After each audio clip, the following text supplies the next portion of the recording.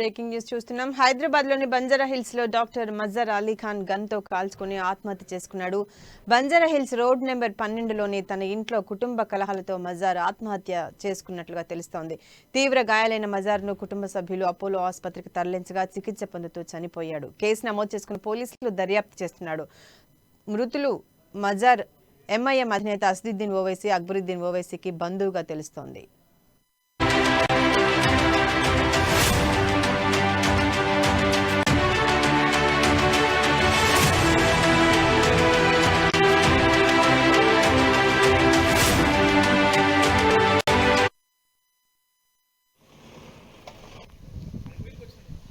Apollo hospital నుంచి మాకు సమాచారం వచ్చింది. ఒక డాక్టర్ గారు 60 years old డాక్టర్ గారిని గన్వుండ్తో ఇక్కడ తీసుకొచ్చారని, దానిలో మన ఏసీపీ గారు, ఇన్స్పెక్టర్ గారు టీము ఇమీడియట్లీ మనం వెళ్ళి విచారించడం జరిగింది.